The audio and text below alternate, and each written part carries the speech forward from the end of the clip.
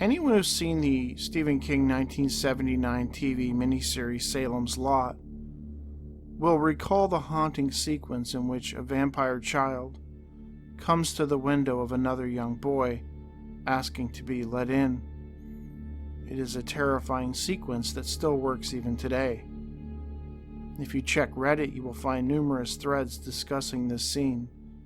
People describing how much it frightened them in their youth and how it caused them to have nightmares for days or even weeks after seeing it. If you haven't seen the film or that specific sequence, I highly recommend you find it and watch it. Anyway, I found it interesting that apparently something like what occurred in that film actually happened in real life. In his book, Real Vampires, Night Stalkers, and Creatures from the Dark Side, late author and paranormal researcher Brad Steiger featured a letter that was sent to him from a man named Martin Garcia, involving an encounter he had with a very strange entity. Garcia's encounter brings to mind the chilling sequence from Salem's Lot, and I decided, why not talk about it? Martin Garcia lived and worked in Albuquerque, New Mexico.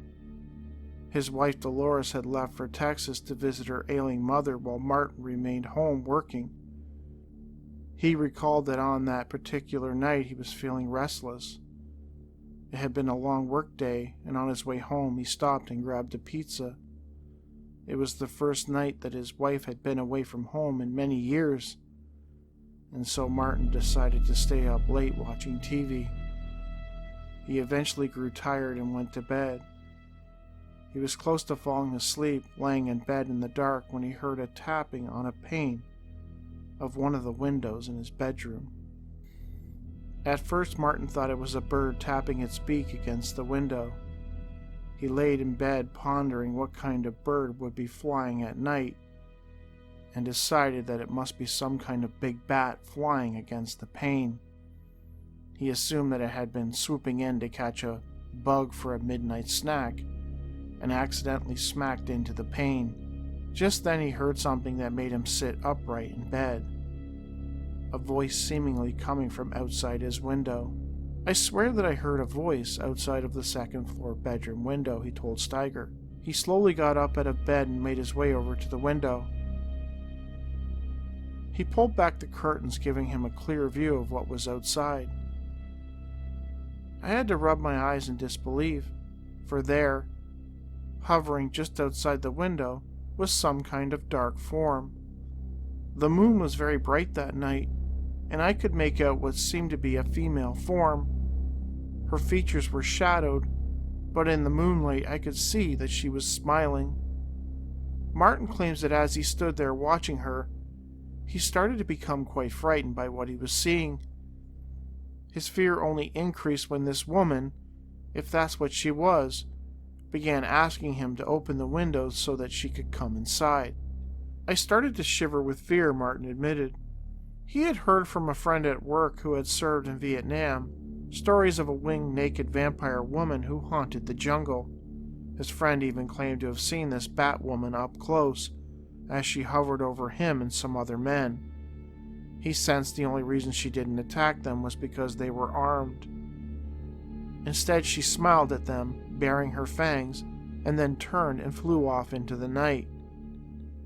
Most people didn't believe the friend, while others chalked it up to hallucinations brought on by drug use or the stress of being at war. Though on this night, looking out his window, Martin could only think about what his friend had told him and the scores of vampire movies he saw in his youth. Martin didn't believe in vampires, but staring at her, that's the only thing he could think of. Unlike his friend's sighting, this Batwoman was wearing some type of clothing, and she had no wings that he could see. She wore some kind of dark, swirling nightgown type garment. It kind of reminded me of pictures of old burial shrouds. She seemed to just bob up and down outside the window.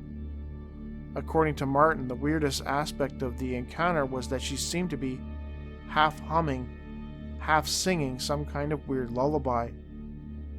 I can't remember any of the words. In fact, I don't remember if there really were any lyrics. Regardless, it seemed to get stuck inside his head, and he, as if in a trance, began to slowly open his window.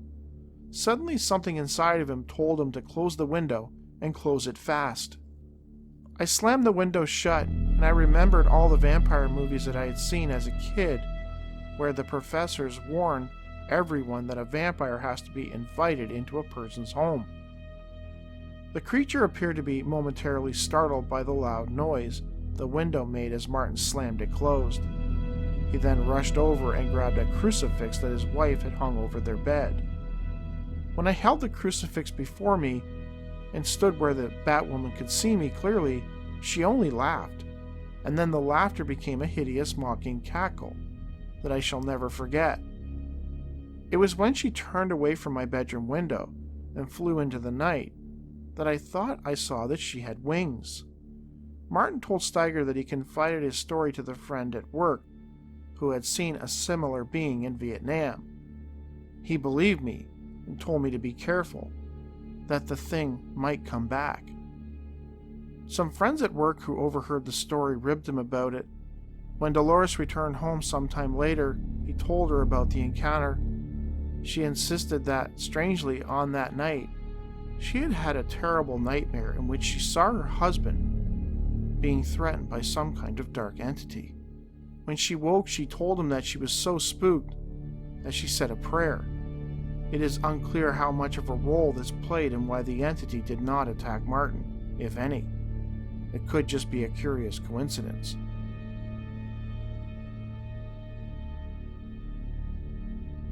On a Friday in March 1957, paranormal researcher John J. Robinson appeared as a guest on the Long John Nebel radio program to discuss the Darrow, a race of beings said to live underneath the Earth's surface. The late researcher Bretton Salwin was a big proponent of the existence of these entities, after he himself claims to have encountered one. According to Robinson, after the show aired, a co-worker of his came to him with a story so bizarre that even Robinson himself had trouble believing it. The man asked him to not reveal his name, so Robinson referred to him only as Mr. X. He detailed his co-worker's experience in a multi-page write-up, which was later published in Timothy Green Beckley's book Subterranean Worlds, a casebook of underground civilizations and encounters. According to Mr. X, it was the summer of 1942. He was 17 and had just graduated high school. He had gone out to visit a former schoolmate, Fred, who had moved from Los Angeles. His family had moved to a small town northwest of Los Angeles, and X and Fred had arranged it so that, after graduating, X would be staying with them for the summer. Fred's parents had turned their attic into a small bedroom for Fred, and so him and X agreed to share it for that summer. Fred was able to borrow a bike for X to ride, and on the weekends the two would make trips out to the country, toward the north of the town where the area was wild and mountainous. The town was located near a group of mountains which Fred and X enjoyed climbing from time to time. One day Fred came to X, telling him that he was having to babysit his sister's children the next day. He planned to take a late afternoon bus and travel to his sister's home about 25 miles away. He was going to stay overnight so his sister and her husband could get started early the next morning on a business trip. Fred suggested that since he had to leave on the late bus, they should visit a place he had never gone to, a section of country only 3 hours of fast cycling from the town. It was a place the locals called the Haunted Mine. The townspeople usually avoided it, he told X. I asked him why the mine was said to be haunted, and he said that the people who had dug the mine ran into some sort of long cave-like tunnel after they got down quite a ways. It was after this that they had trouble. What sort of trouble? Well, he did not exactly know, but according to what he had heard, miners had been killed when portions of this tunnel fell in on them. Other miners had disappeared, and he understood that a couple of the deaths of investors in the mine had seemed strange, but he did not know any of the details. At any rate, all the trouble seemed to start after they broke into this underground space. The mine had evidently petered out, and what with all the trouble, it was deserted as a complete loss. No one visited the mine or lived near it anymore. X was curious how Fred was planning to locate the mine if he had never actually been there. Fred insisted that a friend of his had visited the mine and told him about the roads and how to locate it. When X asked if this friend could come along, Fred told him that the friend had died while mountain climbing not long after visiting the mine. Apparently he had slipped and fallen off a cliff.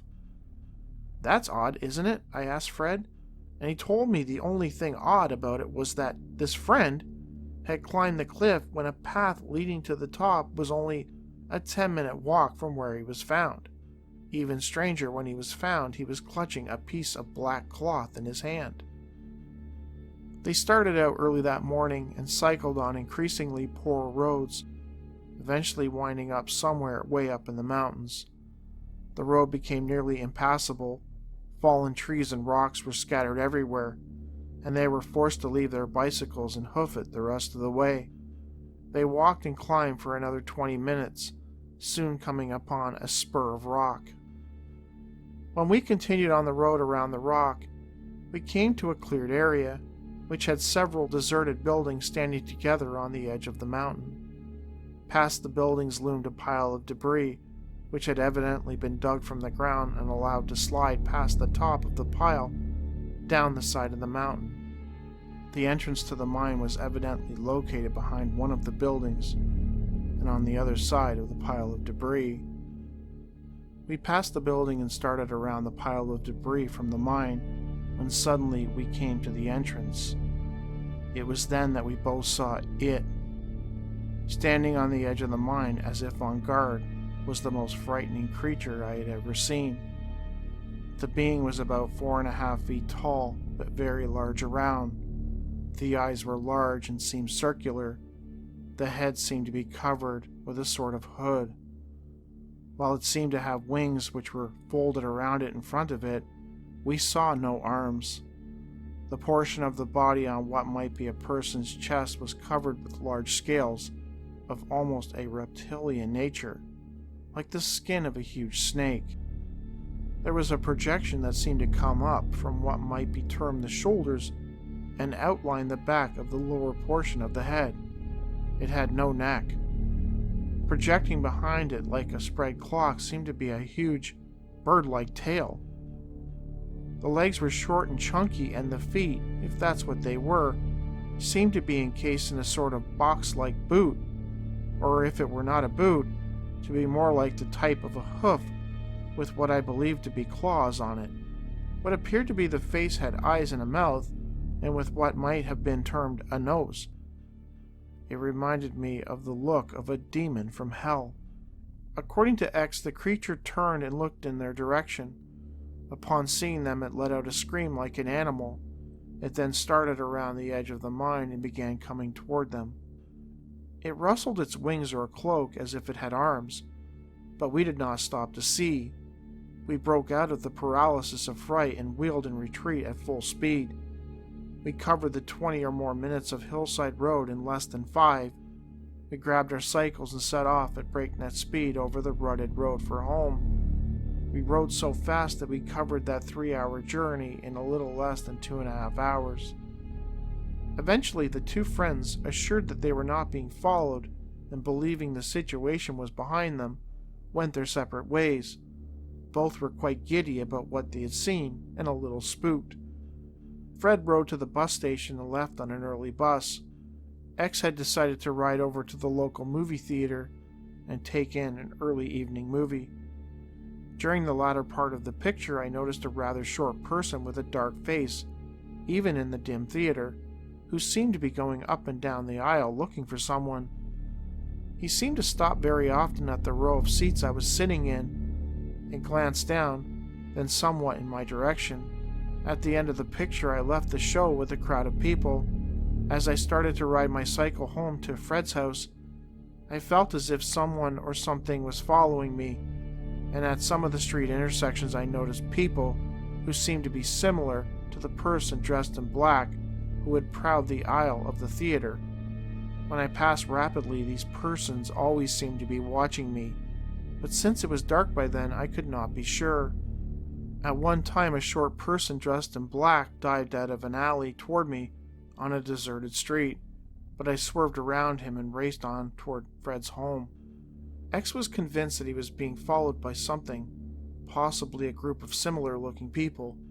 He also encountered other strange obstacles, including falling tree limbs, as he raced towards Fred's home. He had no idea what was going on and was frightened and he could not get back fast enough. I arrived at Fred's home and drove up the driveway, leaving my cycle at the foot of the porch. I dived up the steps and rang the bell frantically. As I did so, I noticed a short figure start toward the house from a corner about 200 yards away. Fred's mother answered the door, and I told her that I was tired and was going to bed at once. When I reached the attic room, I drew the blinds and lit the lights and packed all my clothes. After that, I put out the light and cracked the blind. As I looked out, I felt sure I could see a dark form squatting in the crotch of a high limb, which came close to the window in the nearest tree. Although the night was hot, I did not open the window, nor did I sleep at all. Instead, I kept watch all that night, and I know that there was someone in that tree, for a shadow drifted down the side of the tree and crossed the lawn shortly before daylight. That morning, X told Fred's mother that he had called home the evening before from a pay station and insisted that his parents had asked him to return home at once. X left for Los Angeles, hopping on the first bus that morning. He kept a close watch to make sure he was not being followed.